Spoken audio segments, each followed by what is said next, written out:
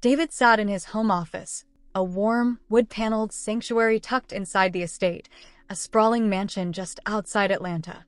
Late afternoon sunlight spilled through tall windows, tracing golden lines across the polished mahogany desk and shelves lined with leather-bound books he'd never read.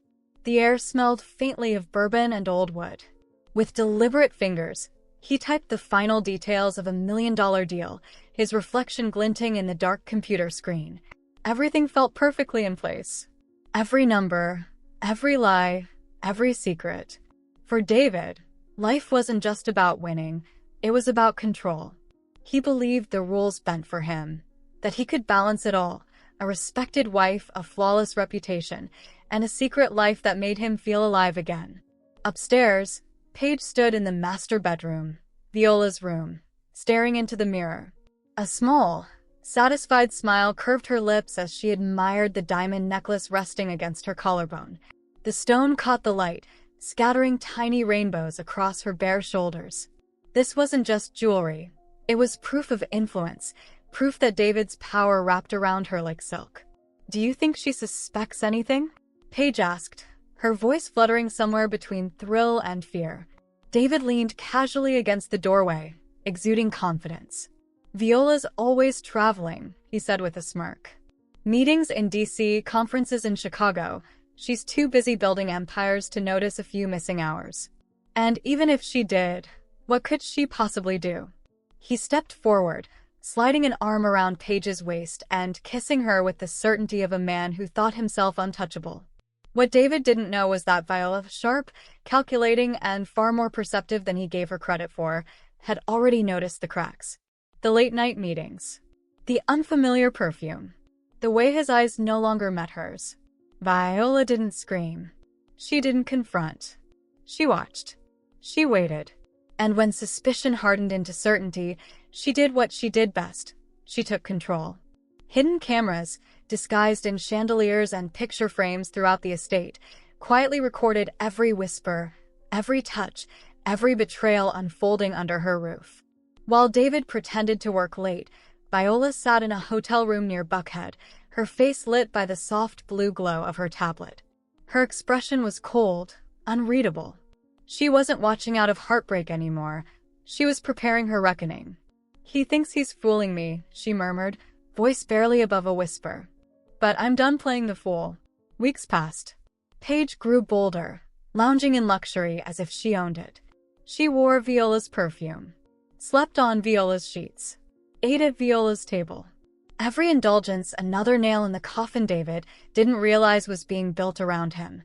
Then came the night everything fell apart. Atlanta's sky was heavy with summer rain, distant thunder rolling across the city. Upstairs, David reclined in bed beside Paige, a half-empty glass of wine on the nightstand. Laughter, low, conspiratorial, filled the room. To him, it was just another night of forbidden comfort, another secret safely hidden. Then the front door opened. The sound echoed through the grand foyer, sharp, deliberate. Viola's heels clicked against the marble floor, each step a metronome of judgment. Her flight from New York had landed early, unannounced. She didn't need anyone to know. The truth waited for her upstairs. She ascended the curved staircase slowly, each step deliberate. Her posture was impeccable, her face composed, as if she had rehearsed this moment 1,000 times. Paige frowned. "What was that?" she whispered. David waved a hand dismissively. "Probably the wind." "Relax, there's no one here." But the steps drew closer. The door handle turned. And then, there she was. Viola stood in the doorway, the hallway light framing her like a portrait, elegant, immaculate, still in the sleek black dress from her flight.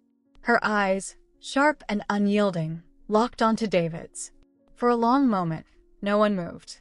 The silence was heavy, almost alive, as if the house itself was holding its breath. "I thought my trip would be too long for you to get lonely," Viola said finally, her voice smooth, like glass sliding over ice. "But it seems you found your own way to stay entertained." Paige gasped, clutching the sheet to her chest. David went pale, his throat tightening. "Viola, I can't explain." "Explain," Viola repeated, tilting her head, a predator's calm in her gaze. Not necessary. She reached into her leather bag and pulled out her tablet. Why don't we let the cameras do the talking? David blinked, disbelief washing over him. Cameras? Yes, Viola said, measured and deadly calm. Every room. Every corner you thought was yours alone. She tapped the screen. The video began to play, David and Paige, laughing, kissing, whispering. The images filled the room like a slow, shattering explosion. Paige's face drained of color. David's perfect world cracked in silence. Viola, please, he whispered. We can talk about this. It doesn't have to end like... Oh, it ended, she interrupted, her voice slicing through his words. The day you decided I was too blind to see. You thought you had control, David. But the real fool? That was me, for letting you think you did. From her bag, she pulled an envelope and tossed it onto the bed. Divorce papers, she said. Sign them. Then pack your things. You and her eyes flicked to Paige. This girl. Paige's voice trembled. I didn't know, I thought. You thought wrong, Viola said sharply. And now you'll both learn what it means to betray someone who trusted you. David sank into the chair beside the bed, hands trembling. The empire he thought he'd built was collapsing, brick by brick, right in front of him. Viola turned, walking toward the door. Her heels struck the hardwood floor in slow, deliberate rhythm, each click sealing his fate. Later that night, she sat alone in the living room, calm and unflinching. Rain tapped softly against the tall windows. Across from her, David slumped in silence, pale and hollow-eyed. Paige sat beside him, trembling, clutching her purse like a lifeline. Viola's voice was quiet but firm. You see, David, you played your little game thinking you'd already won. But you forgot one thing. He looked up weakly. What's that? She met his eyes, unwavering. The rules were mine all along. The great room was nearly silent. Thick, suffocating, electric. Friends, colleagues, and family sat scattered across the estate, unsure why Viola had called them for an urgent meeting. Polite whispers had died out, replaced by a tense watchfulness that clung to every polished surface. Viola stood near the marble fireplace, tall and composed. A subtle tremor in her voice betrayed the storm beneath her calm. She turned to Mary Jane, one of her oldest friends, seated in the front row, eyes wide with concern. I knew it, Mary Jane, Viola said, measured but cutting, and I planned every detail. I waited for the perfect moment. A betrayal this deep deserves to be exposed in front of everyone, not just for me, but for all who believed in the man David pretended to be. Gasps rippled through the room. David, at the bar with his tie loosened, face pale, pushed himself upright. I made a mistake, Viola, but you can't do this. Not here, not in front of everyone. His voice cracked with disbelief. This is cruel. Viola's eyes narrowed. She stepped forward, heels echoing across the hardwood. Her voice dropped to a whisper sharp enough to cut glass. Cruel, she repeated. Cruel was what you did to me, for months. Cruel was betraying me in my own home, bringing her into my bed. That David was cruelty. This, she gestured to the stunned crowd, this is justice.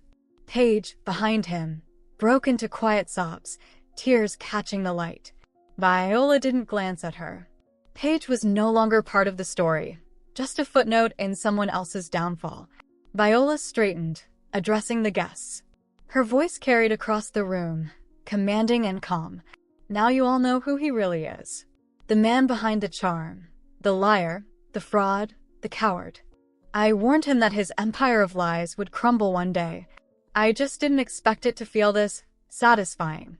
She took one last look at David, hollow-eyed and exposed, and walked out, her heels striking a measured rhythm as whispers erupted behind her. The aftermath was swift and brutal. David was gone from the estate within 24 hours. No lawyers, no ceremony, no farewell. A single suitcase. A security guard ensuring he left nothing behind. He stood in the driveway, rain slicking his face, watching the iron gates close behind him. The world he thought he controlled had abandoned him. Paige's fall was just as sudden. Luxury cars, jewelry, designer dresses gone. The illusion of control shattered, leaving her with nothing but shame. Viola, however, was far from finished. She wasn't just a betrayed wife, she was a strategist. Calm, meticulous, deliberate. Every silence, every move loaded with power. Then came the call that sealed David's fate. "David," a flat voice said over the phone. "Jason from the board. We need you in. There's a situation." At the firm's downtown office, tension hit him like a wall. People avoided his gaze. Conversations stopped. Jason waited in the glass-walled conference room with senior partners. "What's going on?" David asked, forcing a strained smile. Jason didn't answer. He slid a folder across the table. Inside, forged contracts, falsified reports, altered financial statements, all signed digitally by David. David laughed nervously. "This has to be a mistake." Jason's voice was calm-cold. "The board doesn't think so. You're under investigation for corporate misconduct. The evidence is overwhelming." David's stomach twisted. He hadn't done any of it. But the truth hit him like a hammer. Viola. She had the access, the intelligence, the motive. And the trap was complete. Within days, the news had spread through Atlanta's business circles like wildfire. Headlines screamed scandal and fraud. David's name, once synonymous with power, became a cautionary tale. His calls went unanswered, his partners vanished, and every attempt to defend himself only made him look guiltier. Paige clutched his arm, panic in her eyes. "You'll fix this, right? You'll find a way to make it go away." David's voice cracked, bitter and hollow. "Do you think it's that simple? They're tearing me apart, and you helped them. There's no one left to save us." She trembled. "This isn't what I wanted. You said you had everything under control. Now look at us, we're lost." He said nothing. He couldn't. The weeks that followed were merciless. Friends disappeared. Bank accounts were frozen. One former associate, a man who once toasted him at galas, hung up mid-conversation. "I'm sorry, David, but I can't be associated with you anymore." Every door that had once opened now slammed shut. Meanwhile, Viola moved quietly through the chaos she'd orchestrated. She didn't boast. She didn't need applause. Her revenge was precise, silent, and absolute. At a dinner party in Buckhead, her friend Claire raised her glass, admiration glinting in her eyes. "Viola, you're made of steel. I don't know how you handled all of this so flawlessly." Viola smiled faintly, saying nothing.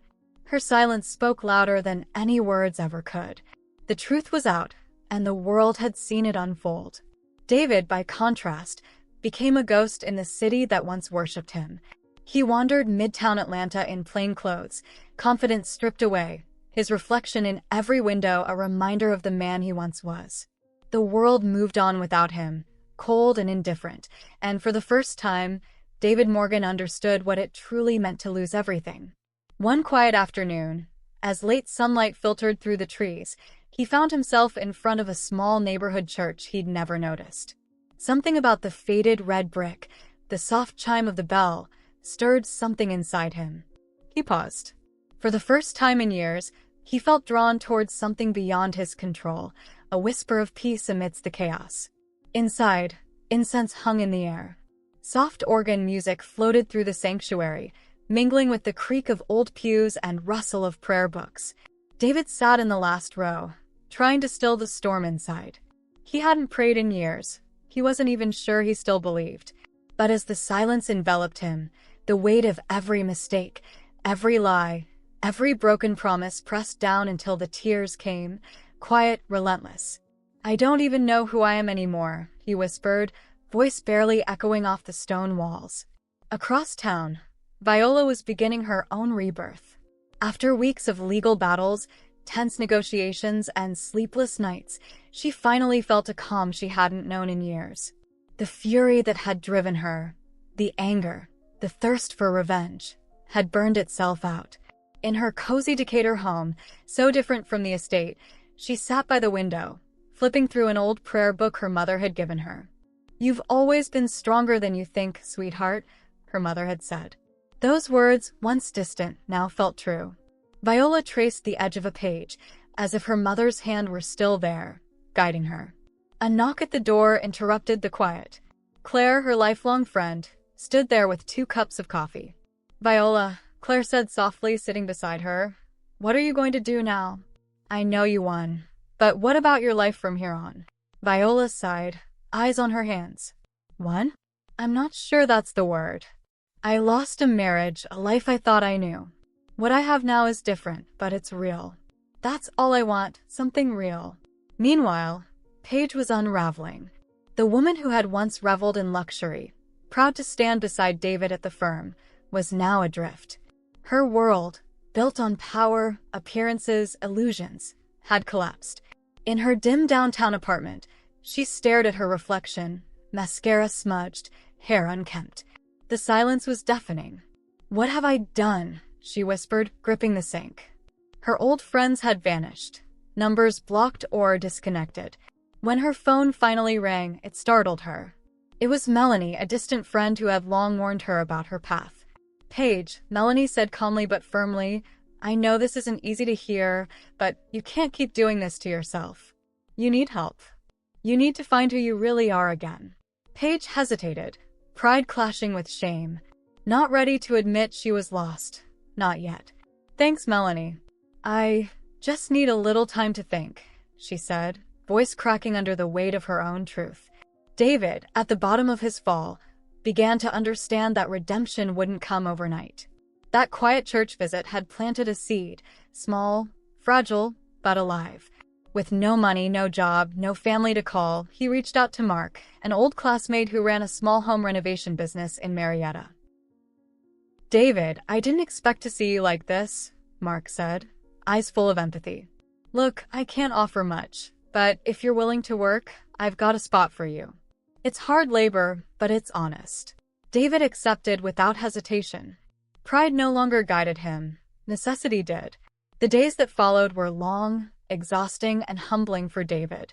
Gone were the tailored suits, the polished offices, the endless conference calls, and the sharp sense of control that had once defined him. In their place were mornings spent hauling lumber, afternoons swinging hammers under the blazing Georgia sun, and evenings aching with sore muscles that reminded him he was alive in a way that money and power never could. The air was thick with the scent of sawdust and fresh-cut wood, a tangible reminder of the honest labor that demanded every ounce of his effort. And in that work, repetitive, physical, grounding, something deep inside him began to shift.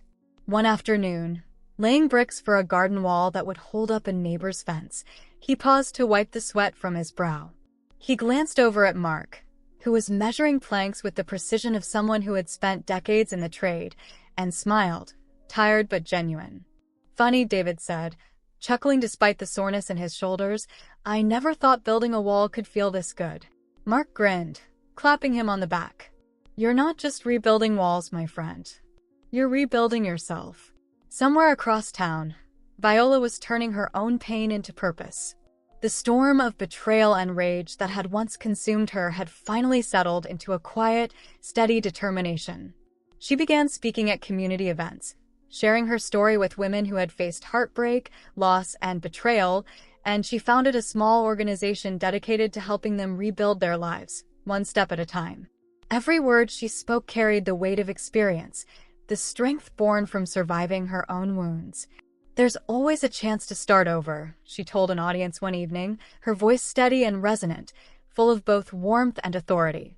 "Pain doesn't define us, it shapes us. It prepares us for what comes next." The room erupted in applause, not for the triumph she had claimed over David, but for the courage she had found within herself, a courage that inspired others to find theirs. Meanwhile, Paige's world, once gilded with luxury, affirmation, and false power, had crumbled entirely. Weeks of denial had finally given way to fear, regret, and the sharp sting of reality. She called Melanie again, this time without hesitation. "I need help," she admitted through tears. "I can't keep living like this. I can't keep pretending." Melanie's voice was calm but firm, a steady anchor. "It's never too late to start over. What matters is that you're ready to try." And for the first time, Paige truly was. David continued to rise from the ashes of his own life, learning lessons that no boardroom could have taught him. He discovered a rhythm in labor that was honest and grounding, a peace and simplicity he had never known. By the time the sun dipped low in the Georgia sky, painting the construction site in golden light, he felt something he hadn't felt in years, a sense of purpose that wasn't measured in dollars or reputation, but in the quiet satisfaction of hard work and personal growth.